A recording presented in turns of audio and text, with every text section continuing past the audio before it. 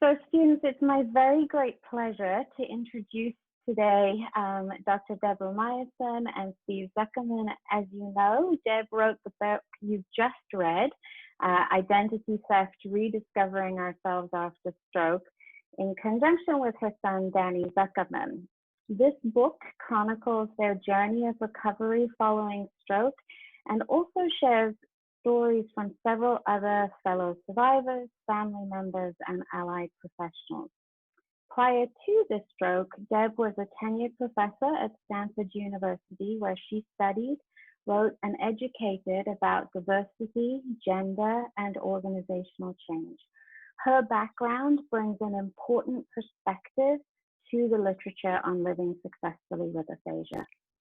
Deb and Steve are also the founders of a nonprofit organization, Stroke Forward.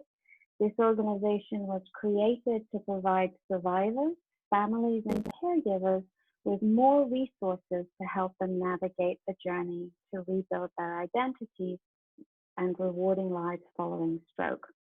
So thank you so much to you both for taking the time to meet with us today and share a little bit about your experiences. I'd like to start with a question about life today. So clearly your life is dramatically different today than it was prior to your stroke. Did you know that was going to be the case right away after the stroke? No, I thought work hard and I could take my life back. And I'll just add that the expression that I was using back then for the first 6 months before, after the stroke, was just that we're going to look back on this someday and it's just going to be a 6-month blip or a 1-year blip, that we really believed we were going to get back to pre-stroke life. Yeah. So when did that perspective change? 3 years out, I thought I lost tenure at Stanford. This is the first time I thought my old life could be lost forever. Wow. And you, Steve? Really the same. I mean, I think it wasn't until that loss of her job and her tenure that really Deb gave herself the freedom to think that maybe all the work in the world won't get me back. I think that blind ambition was good. It made her work hard, but it was at that 3-year mark that we started to say, this may be forever. Yeah. In your book, you talked about that loss of your job at Stanford as triggering an identity crisis. Can you say more about that, please, Deb? Losing my job is such a big loss. I thought, who am I now? And I don't think and Deb had aphasia, so she couldn't fully express what she was feeling.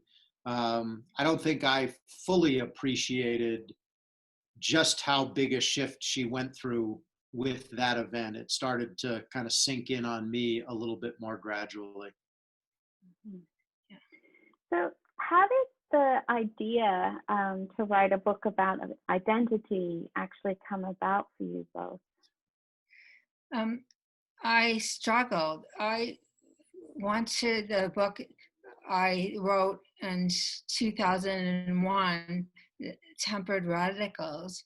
Identity was the big part of my story.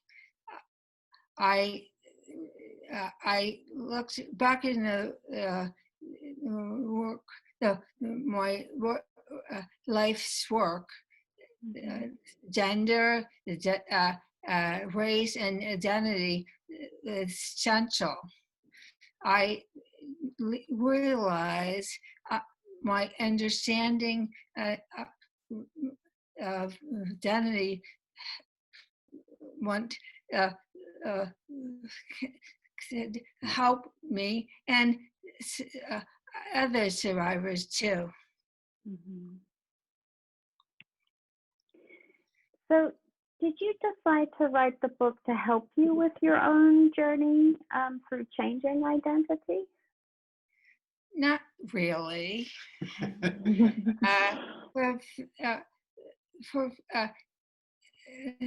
Forced. Mostly, I prove. Mostly, I wanted to prove I could write a book. Sometimes that kind of stubbornness is good, right? Yeah. And I think, please. No, go ahead. I was just going to say, it's interesting that it got started that way, so you were kind of hanging on to your old identity at that point. But in reading the book, I know you talk about how the actual act of writing the book turned out to be a great form of therapy for you, and that it really helped you to wrestle with your own identity. Maybe, Steve, you can share a little bit about that, how that came to pass. Yeah, I talk all the time how I think the process of the book was really just a great illustration or microcosm of what the emotional journey is all about. There was no question in my mind. Deb sometimes argues with me that when she started writing, it really was about, I'm going to prove I can do this. And she was hanging on to her old identity. And then once she got into it, it became very clear to all of us that this was the best thing she could be doing to help herself along this emotional journey and the rest of the family, because we were all working on the book. It was helping us as well. It was helping her. And then it became pretty clear to Deb and then to all of us that if we could create the book that she envisioned, it would be really helpful to other people too. And I think we're going to talk about this, I think, a little bit more later, but there were times when Deb was so frustrated with the writing process that she was ready to throw in the towel. But it was this idea that this was really for other people, and that's what gave the effort the meaning that got her to push through the frustration. And I think that, again, we'll talk about the importance of purpose and meaning in life, but that was like so clear in this process that it was that meaning that kept Deb going. Thank you. Steve, what was your personal identity experience, if I may ask? Did it change at all throughout this journey too? Yes, probably not as much as it might for many, because I was lucky. I mean, we had Deb's mom who really joined us and helped us in the early aftermath. So I was able to go back to work part-time and kind of live a lot of the aspects of my life pre-stroke, after stroke, sooner than a lot of partners and supporters might. And I think for me, the one real identity shift was this notion, and it's in the book, of life as a family illness, but my embracing stroke partner, if you will, as part of my identity, that it wasn't just me helping Deb with her changes, because I found if I had that mindset, I would be more resentful. It was an imposition on my life, as opposed to thinking about, no, my life's changed too as the partner of a stroke survivor. And so for me, the big identity shift was to really try to embrace that stroke survivor partner as one of my identities. Thank you. Deb, can you tell me a little bit more or talk a little bit more about identity and how you think it's relevant to survivors and their supporters?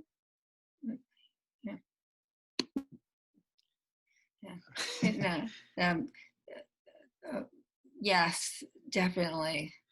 Oh, go ahead. Four things are really important. First, we all hold multiple identities. I I had to remember that the job at Stanford is really job. I am a mother, a wife, a daughter, a friend. I am a person who loves sports. I I had to think about all the things makes me. Thank you. Second, want to keep going? Yes. The second, identity's changed. Right before my stroke, I was not the same person I was 5 years before, and 10 years before, and 14 years before. You like 14 better than 15? Keep going. Keep it light. No. What, really? My stroke changed me faster, but I am changing anyway. Third, identity is the social construct. We are in a context of relationships. My relationships, especially my family and friends, are key to rebuilding my life. And fourth, most important, identity is the choice. We shouldn't be asking, who am I now? But who I want to be now. Thanks for sharing that. I think that's such an important message for folks in aphasia, to realize that they have some empowerment in making choices. I think that's easily forgotten in a lot of folks' journeys. So thank you for sharing that. So I'm sure that we could talk about identity for hours, but I want to turn to another thing that I found interesting in your book, and that that you chose to interview 25 other survivors and many of their families and quite a few professional caregivers. It's true that most stroke recovery books are really more of a memoir. Yeah. So why did you write it as you did? I am an academic. I am broad input grows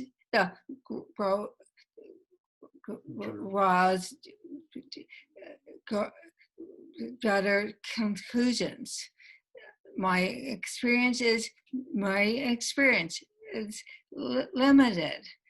More survivors, more families, and more diversity. And I'll chime in and add something that Deb never says, which is she doesn't like to be the center of attention. So at the beginning of the book writing process, she didn't want to tell her story at all. She wanted to be very academic and academically rigorous and presented like an academic book. But we kept getting the feedback that her story was really powerful, and telling the story really resonated with people. So we had to work on Deb a little bit to allow more of her story to come out. And I think it worked in the book. I don't know, Deb, are you?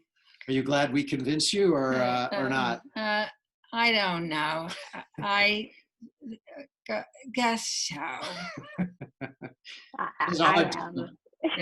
She has a hard time admitting I'm right. Other people, no problem. But I think it's a stronger book to have your perspective in there. I really do.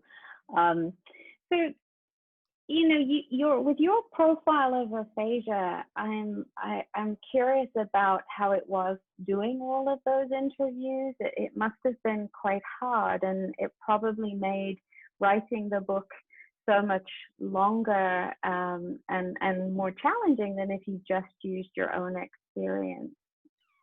Is that true? Yes, much harder. I needed help. Sally Collins helped me through the first interview, and no, that all the interviews and the first graft. Steve helped me a lot for out. I'm lucky. I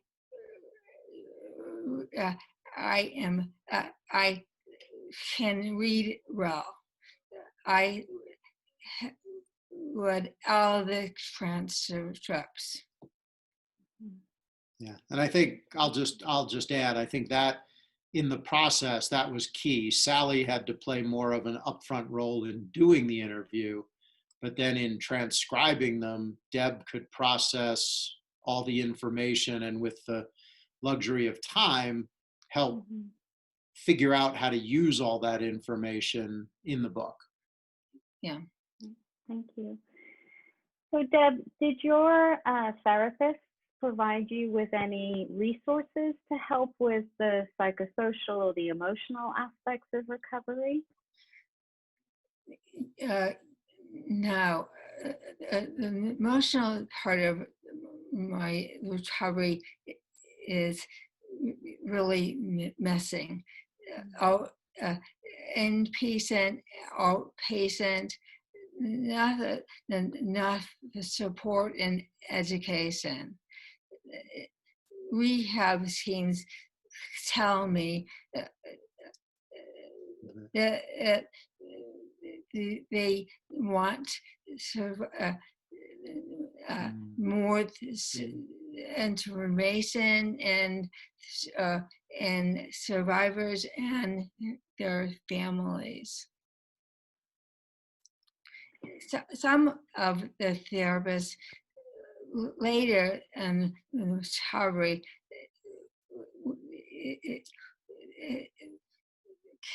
can have been sensitive to this and supporting my journey a lot.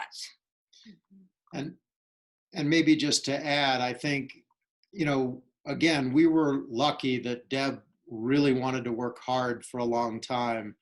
And like she said earlier, she wasn't ready to talk about this until 3 years after her stroke. Unfortunately, a lot of stroke survivors aren't still working with professionals very often 3 years out. We had great insurance that didn't have a time cutoff per se. We were able to pay for some therapy beyond, and Deb just wanted to keep going. And I think that some of the therapists later in that process kind of just intuitively knew that these were conversations to have.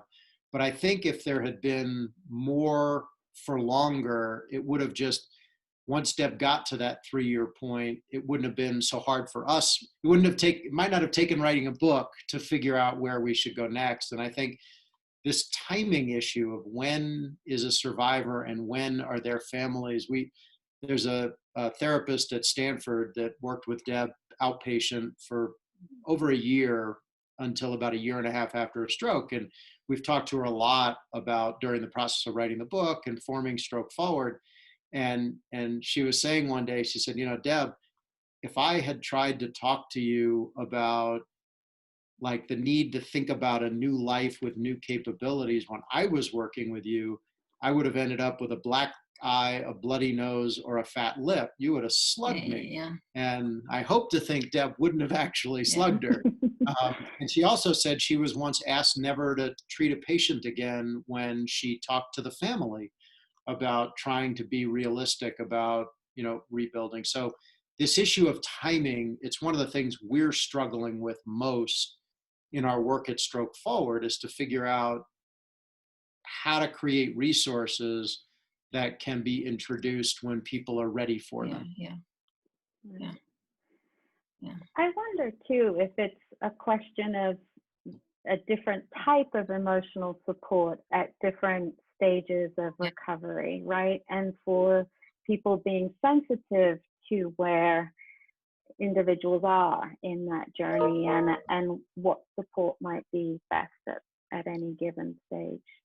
And I think there is an issue too, and a lot of the therapists we've talked to say this, which is they have so much that's specific to their particular expertise that they have to do with a patient in a limited amount of time, that even if they do understand and might want to explore this, just the way the care system is set up, it makes it hard for them to do so. That's a practical reality.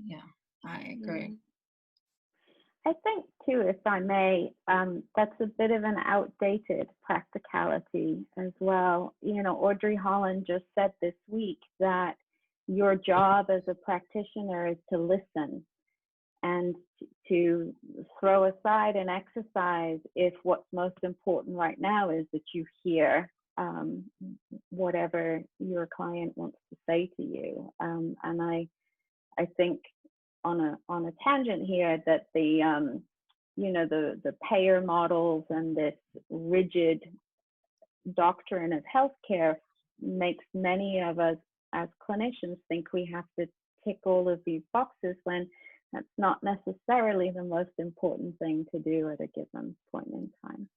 That's why you're gonna completely revolutionize the healthcare and insurance system for us. Maybe with your help. Yes, I agree. We'd love to. Yeah. So at what point, I'm wondering, did you both connect with other people who had aphasia?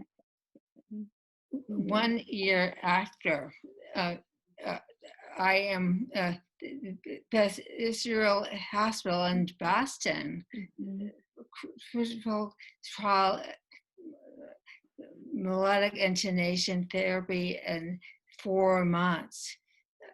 And a year later, the aphasia support group, I heard other people struggle with communication. Was there a particular part of your therapy that you found to be most helpful, or in hindsight, do you wish that you'd gotten something different or in addition? More speech sooner, really sooner. Yeah, and I think we've talked about the fact that, shame on us that we didn't know about the BU aphasia program when we were in Boston doing the melodic intonation, because it would have been a phenomenal network for us to have plugged into. So we blew that in our research. But I think, with respect to the emotional journey specifically, with that issue of timing that we talked about, it's hard, but I think if there just had been more discussion, more material in all of the frameworks that we were given in the early months, year, that talked about at some point, you will see how far you think you can come, and you may need to rethink how you want to accomplish what you want to accomplish in life.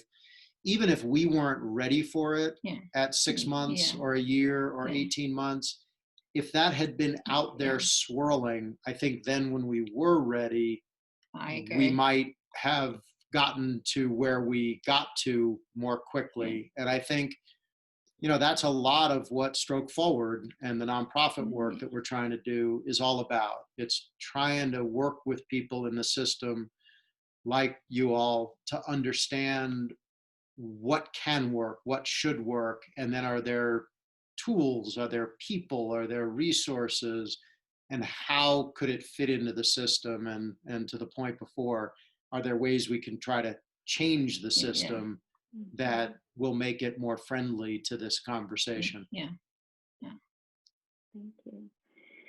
So, besides the work on identity, are there a handful of takeaways that you'd like to share from the book? Yeah. Like actually, while we were writing the book, we got pressure from people to say, put in the top 5 this or the top 10 that. And we resisted. We kind of didn't like, anytime we tried to reduce something to a list, it felt like it didn't do it service. But we're sort of giving in, and we're starting to develop our top 10 takeaways. And it will change because they're not right yet. But Deb, do you want to? Yeah. Work hard and long.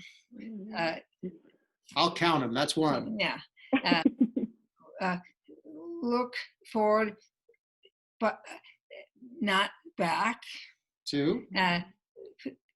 Focus on the deeper values, not jobs, titles, and activities.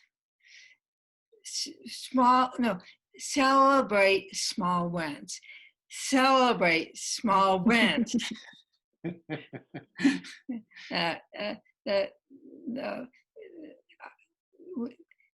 Allow yourself to see and appreciate silver linings. The recovery is not just rehabilitation.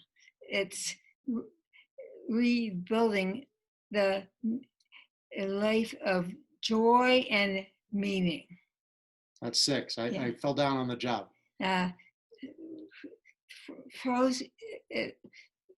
Focus on growth. 7. Yeah, and stroke is a family illness, and either other diseases too.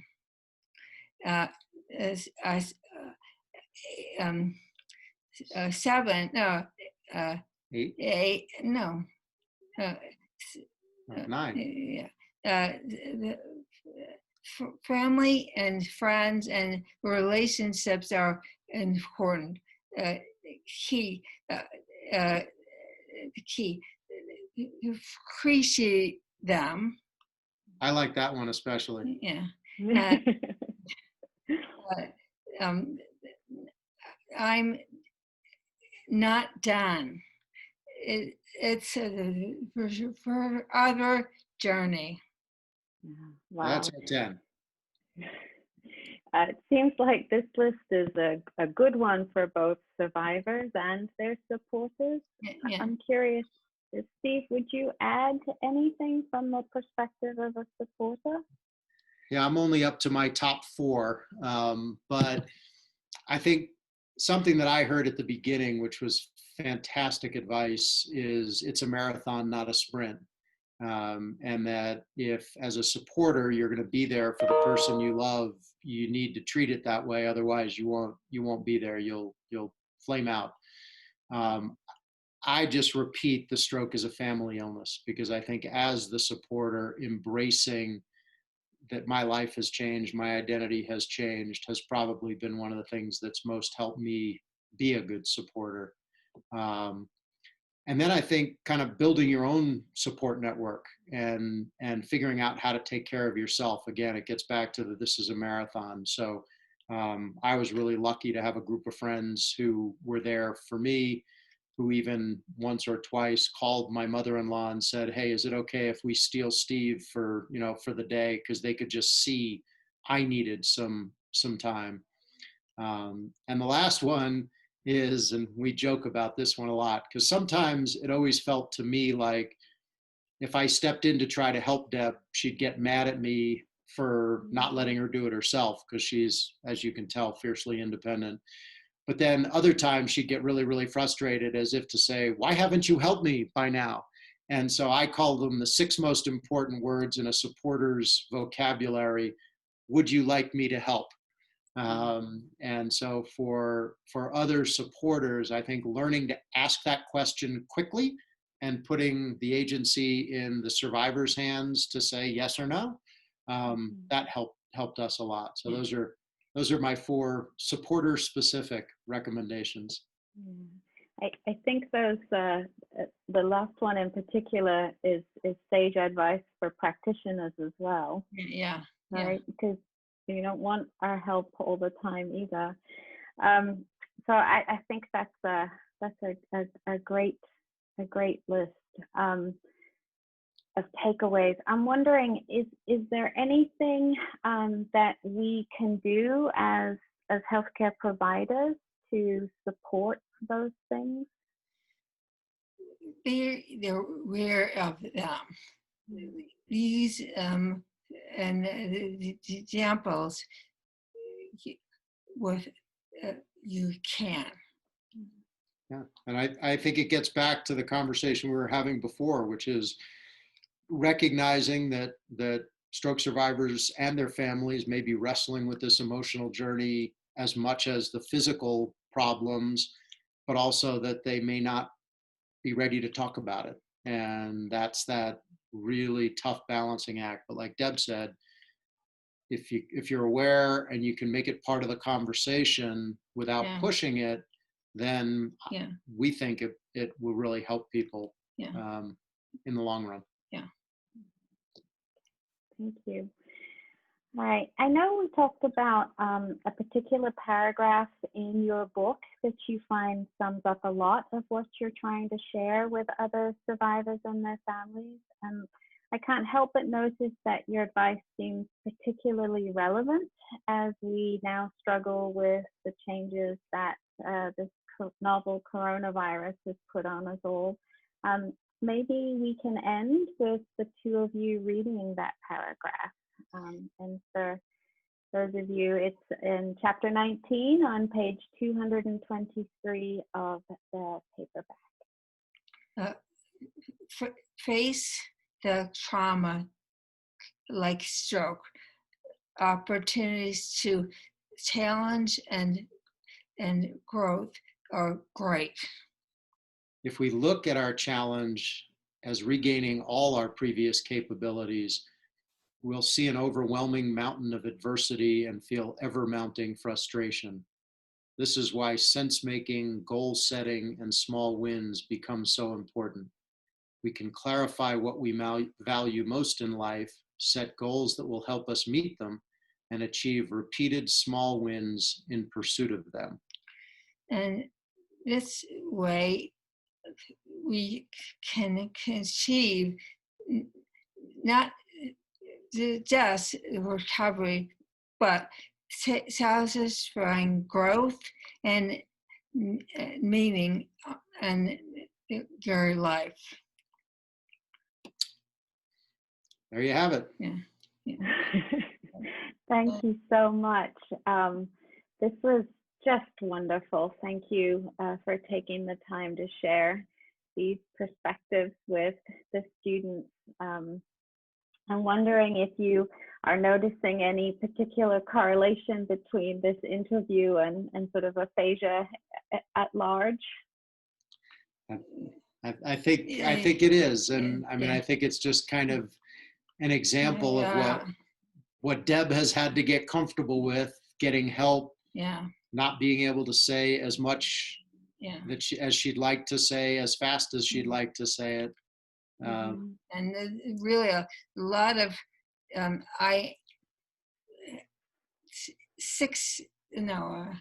really a lot of rehearsing. Yeah, that a conversation like this pre-stroke would be something you could call us up on Zoom and have, whereas to do it now requires a lot of preparation, a lot of thought, a lot of practice, which of course is fabulous speech therapy, Yeah. but also frustrating. Yeah. Well, I have to say that I think your message is a very valuable one. It's a different perspective than there is out there in the rest of the aphasia literature, and I'm so grateful that you did the work and took the time to share your story and the story of others in your book. It's I've read almost every personal story of aphasia that's been published out there, and I think this one is wonderful for so very many reasons, and I am grateful for the work that you're doing to change perspectives out there and to encourage people to find their way of living successfully with aphasia. So thank you so very much for all that you're doing. Thank you a lot. Yeah. Right.